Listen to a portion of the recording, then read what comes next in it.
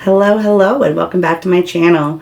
My name is Jeanette, and today I'm going to be talking about the Gabby Petito case, which is ongoing right now. Like it's happening right now. If you're following this case, you might know a little bit about it, you might know a lot about it, but I have found so much information and it's changing constantly, so I kind of wanted to get my own timeline down, and obviously things are going to be updated as it moves along, but I'm going to start at the beginning of this case and kind of walk through what's been happening, what's going on right now, and kind of what could happen in the future. So there will be updates. Obviously, things are moving quickly, so let's just jump right into it. All right, so Gabby Petito is a blogger, YouTuber. She quit her job recently, like in the beginning of the summer of this year, bought a van to travel the country and film it for her YouTube and blog. And it's kind of this thing called van life, where people buy a van and they convert it into a living space and they travel around and document their travels and have all kinds of fun and take pictures in front of murals. It seems like a lot of fun for, you know, I'm older, so like, no, I'll cut that out in post.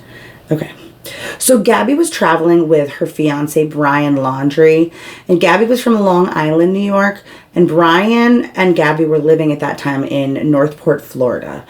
But they left for this trip from Blue Point, New York on July 2nd. So they're traveling together and everything seems like it's going fine. The plan was to travel west, like basically they traveled right through the middle of America, and then they were going to stop at national parks and different places like that, scenic areas along the way, and camp. And the van was converted so that they could cook in it, and I think they had a little sleeping area in there, and they had a tent that they could sleep in as well.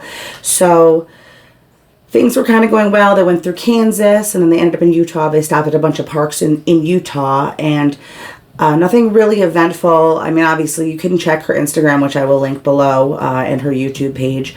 But nothing really eventful happened until August 12th when they're in the city of Moab in Utah, and there is an altercation between Brian and Gabby. They're at a co-op. It's like a community co-op market, and someone called the police because they were in like a pushing match where Brian had taken the keys from Gabby, and he drove mostly, but it was Gabby's van. So he had the keys, and they were in this little fight about something stupid, and so he said, like, go cool off. He locked the van and was going to walk away. This is what he told the police, because she goes to slap him at this point, and then he like kind of pushes her away, and I guess she catches his face with her nails, and then they cool down, they get in their van, and they bounce. But the police have already been called. So the police catch up with them. They're speeding like bat out of hell, and they get pulled over. Gabby is crying hysterically. The police get her out of the van. She just basically says what I just explained to you, and that's exactly what Brian says as well. The police separate them for the night, and Gabby goes to a hotel, I believe, and then Brian keeps the van. So that's August 12th. And there's body cam footage of that, which I will also link below if you want to watch the whole thing. I did, and it's pretty poignant, like knowing what ends up happening. So Gabby and Brian eventually reconcile. They get back in the van to continue their travels. So the last physical sighting of Gabby was in Salt Lake City at a hotel in August 24th, I believe. And then supposedly there's someone that spotted them, like a clerk saw them between like August 24th, 25th, somewhere around the Grand Teton National Park, maybe head towards Yellowstone, but somewhere in that vicinity, and like distinctly remembers them. So then there was a call made August 25th to her mother, to Gabby's mother, and they spoke about how they were headed towards the Grand Teton National Park, and Gabby was excited, and she was just excited to continue her travels. So then it just came out, I think yesterday, that there was a couple that saw the van at Grand Teton National Park at the, Spread Creek camping area on August 27th. And they remembered the van because they also do a van life blog. and they're from Florida, and so they saw the Florida license plate, and they kind of thought, oh, we'll stop and say, hey, van life from Florida, what's good? And nobody appeared to be home, or like the van was just kind of not abandoned, but nobody was there. So they moved on, but it was probably a dash cam or something that actually, there's a little image of the van that has been circulating. So that was August 27th. There was a text sent to Gabby's mom on August 30th stating that there's no service in Yosemite, which is weird because they weren't even planning to go to Yosemite. It's like 900 miles out of from where they were, and they were going to end up in Portland, Oregon. So their plan, I don't even think really entailed going through California much or being in California much. Oh, and Gabby had posted one last post. Her last post to social media was on August 25th. And it's a cute little picture. She's holding a pumpkin in front of a mural, and it's just adorable. This girl. So on September 1st, all of a sudden, Brian appears by himself. He comes home in Gabby's van. Now that's Gabby's van. You don't leave Gabby without a van. That's her van. But I don't even know when Gabby's parents became aware of the fact that Gabby was still missing. But they reported her missing on September 11th after there was some kind of altercation, I believe, at the Laundrie house involving Gabby's dad. Like, he went there and was like, where is my daughter? Which, like, who wouldn't? At that point, they're hoping that he just abandoned her, left her somewhere in a national park with no phone, no van, and that she basically just needs to go get rescued. She's in danger, but she's hopefully okay. She lived off the grid a lot, so they were hoping that she would be all right and be able to get through this. So at this point, Brian and his family clam up. They get behind this attorney. They're hiding behind their attorney, which I guess if you're guilty is a good idea, but and they're refusing to say anything. Brian doesn't speak. They basically say that they hope that she's found safely and that this is resolved. On September 15th, Brian Laundrie was named a person of interest in this case, and that doesn't mean that he's a suspect, but I mean, they can't name him a suspect without any evidence, or else that's, bad police work. So then people start coming out because this case got big. And so people start coming out saying that they saw Brian in Wyoming and had given him rides, like had been bringing him places. I guess he stated that he had been camping by himself without his fiance for a few days. So I don't know if they got in a fight and he was by himself and then he went back and did something, got the van, I don't know.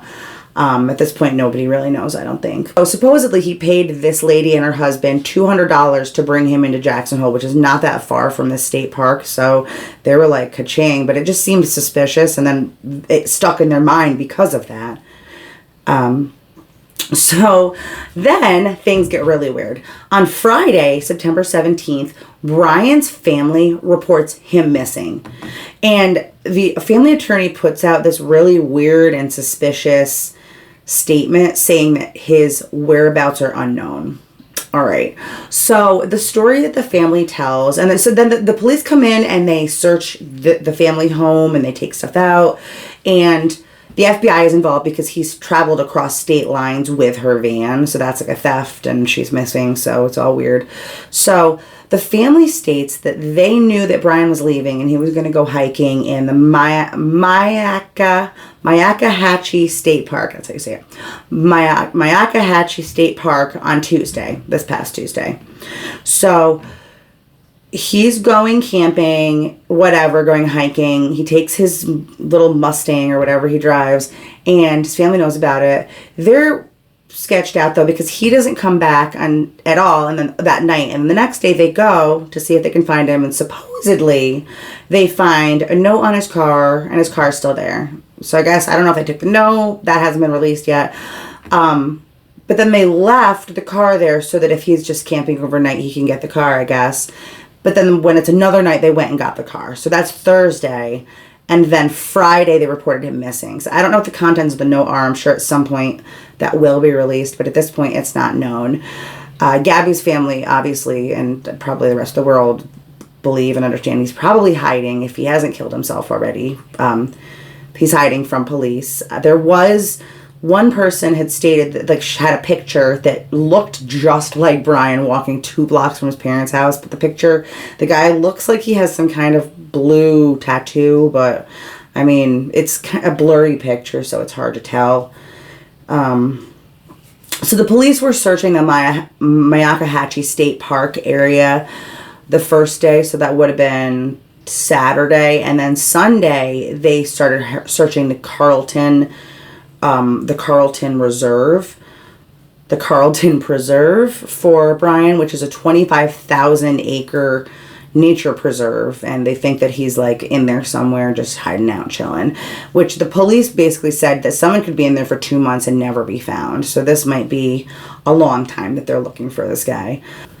On Sunday, September 19th, remains were found that matched the description of Gabby at the camping site that they were searching for her.